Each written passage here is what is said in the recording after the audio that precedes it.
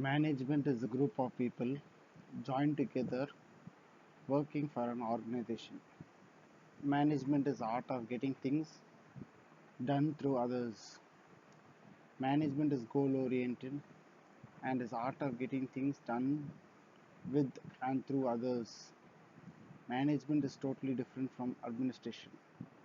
Management is about who's to do it and how it will be done. Administration is about what to be done, when to be done. Management is mostly by lower level and middle level authorities. Administration is done by higher level authorities. In management, we can see the ideas of subordinates or the idea of the lower level workers are being asked, but in administration, the decision is taken by the upper authorities and instructions are given to work for the development of the organization. It is mostly administration is mostly uh, followed in huge and large employee or large type of organization like railways. Management is only for profit making. Principles of Scientific Management by F.W. Taylor. Science, not rule of thumb. The persons in an organization, everything should be done scientifically. Even a small, very small thing should be done scientifically. The reason behind this is science is like flexible. Even an organization should be flexible like science. When you give an experiment in chemistry, you can change the salt, you can change the equation, you can change anything in a science, like with the in an experiment, science experiment, you can change anything. So in a business organization, it is necessary for a change. So it should not be rigid. It should be flexible according to the organization and the management. And even there should be science when there is when the workers work in the factory and they work for their development. Next is harmony, not discord. Harmony, not discord. What is the meaning of it?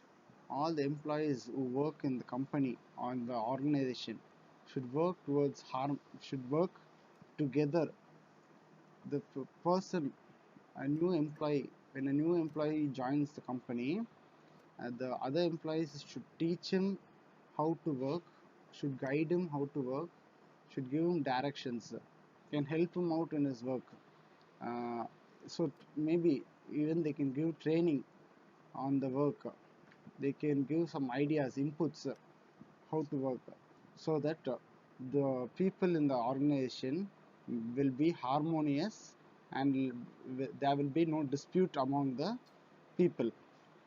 Next is we see the mental revolution. Mental revolution is nothing but in an organization we see that people in the management, the subordinates are given more importance and ideas are asked from the subordinates. But in administration, it is not asked. So when ideas are asked in a management, the people try to give ideas and they feel that they are given more importance. So they have no mental block and they have some, they give ideas for the well-being of the profit organization. So there is maybe they put in their efforts, more efforts in the organization, and they can earn more profits in the organization, so that even the employees can be benefit out of that. Next is cooperation, not individualism. Everyone should be, all the employees should be in cooperation. As we discussed before about harmony, not discord, all people should be in cooperation. There should not be any dispute among the workers. There should not be dispute among the workers, or There should not be dispute from the management to the workers, between the management and the workers. So the manager should be welcoming and should be asking for suggestions from the workers. This is some of. Then next is development of each and every person to his greatest efficiency and prosperity. Every employee in the company should be provided training, should be given new skills so that he can get self motivated and he can attain higher standard of learning. uh, by this he can contribute more to the organization because the organization has given some training and they given some development, so he works towards the organization.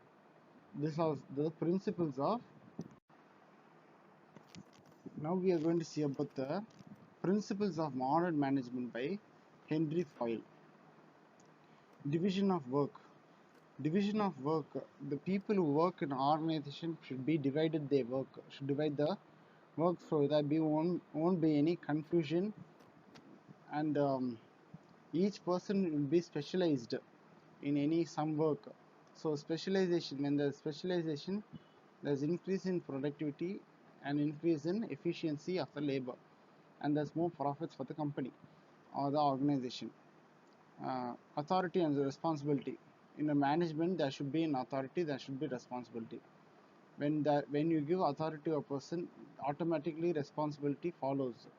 So authority means superior to give any orders to the subordinates, and they should perform their orders in a proper manner.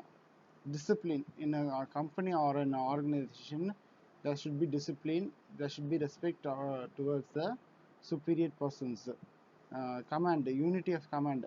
Command should come from one person, not many people. When there is command from many people, there will be confusion what work should be done. So one person, one superior should be there, and the one superior should give the command. Next is unity of direction. All the workers should go in a united manner and complete the goals of the organization and see that the goals of the organizations are achieved. Subordination. Subordination means um, the company employees being subordinate to the bosses, to the employees, to the workers, to the superior. They should not have any conflicts. If there is any conflicts also, they should forget about the conflicts and put the company in first place. Next is remuneration. Remuneration means salary. People work in a company for the salary. So when the motivation of the company, motivation of the employees are the salary. So people, when they paid properly, they will not go to other companies to search for a job. They make your company a more profitable one. Next is degree of centralization. The degree of power or centralization. Centralization means all the power in one person or the top management. So the company should decide according to the size of company how the decision making should be. So when the decision making from one person comes and it goes to others, the decision should be executed. That is called centralization. Line of authority or scale chain. In a company, there should be a line of authority. That is the superior. There should be a superior. There should be a subordinate. And the communication should go from superior to the subordinate, or from the top to the bottom. Next is order. Order means there should be some rules and regulations in the company so that the workers do their work in a proper manner. Okay, next is equity. All the employees should be treated equally, and equal attention should be given to all the employees. Stability. Stability of tenure of personnel. There is a principle of stating that in order for an organization to run smoothly, personnel. So There should not be frequent exit and entry in an organization. The organization employees should be stable. When they will be stable is when they are paid properly. Initiative. Initiative means a person should take up his work on his own. He should not be directed. Then only he is initiative. He can give new ideas to the organization. This is what is called initiative. Team spirit. Team spirit means all company employees working together to form the employ to the development of the company.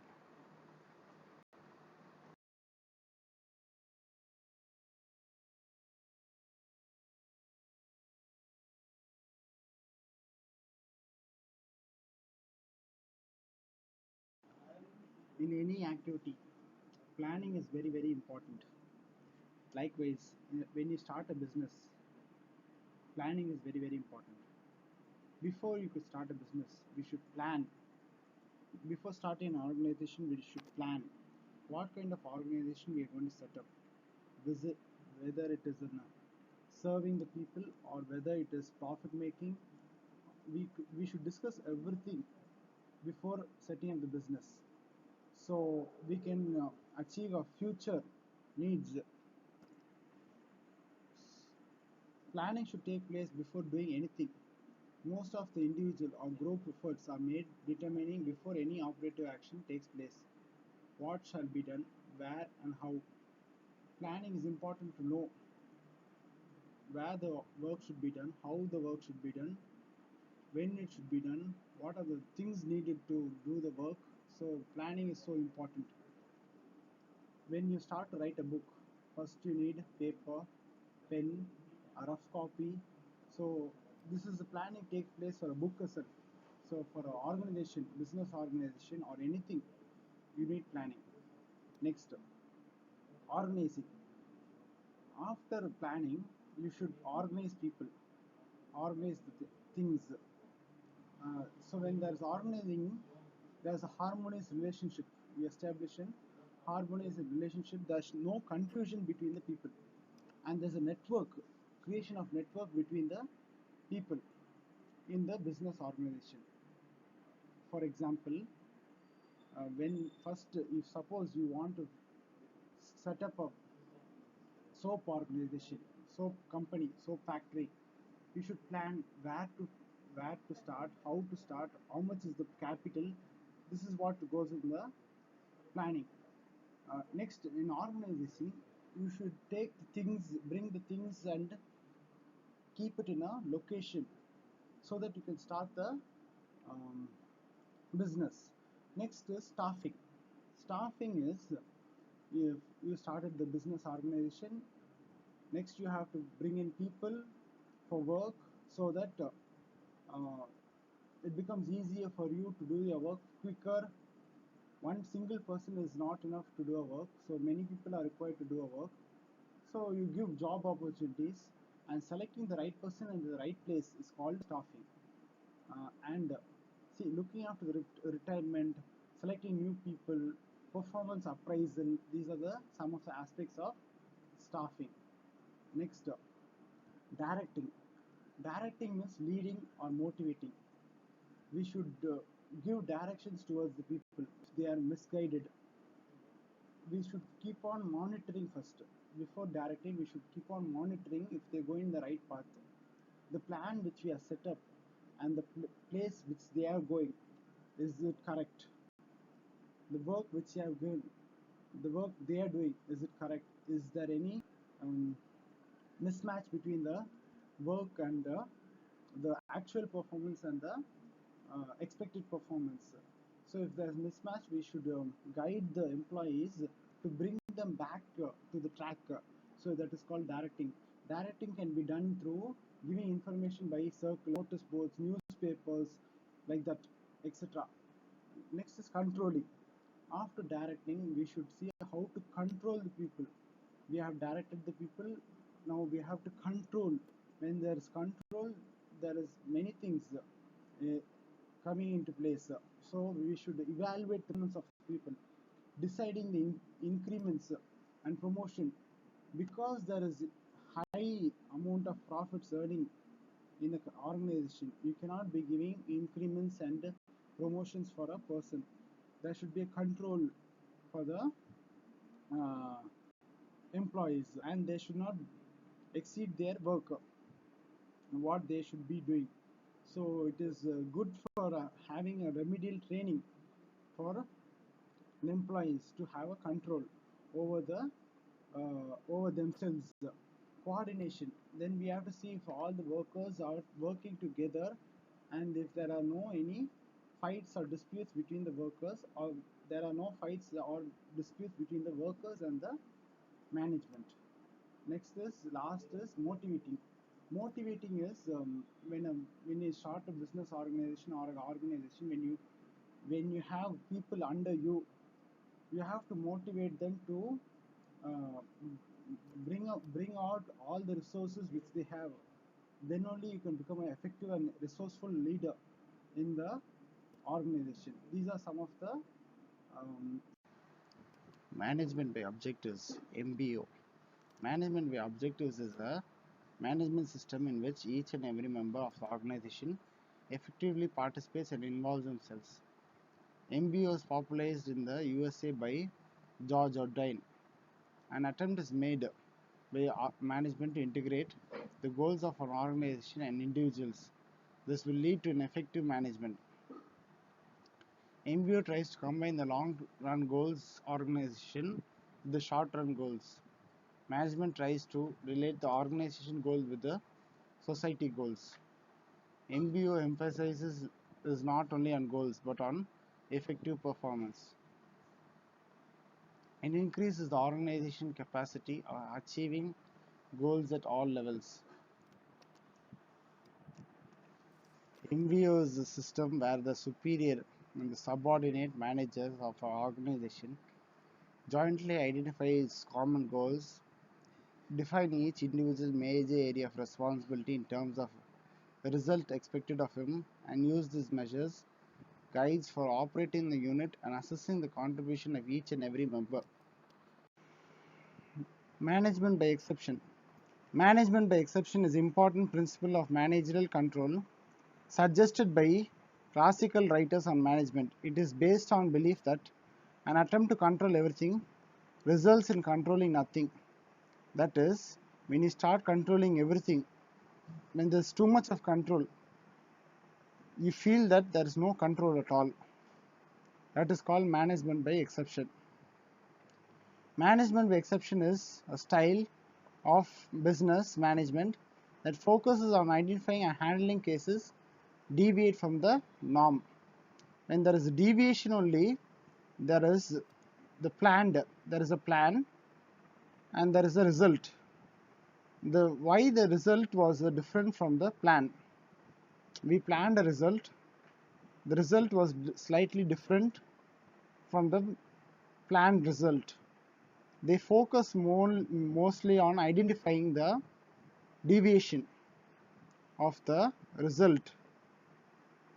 Okay, that is what is management by exception.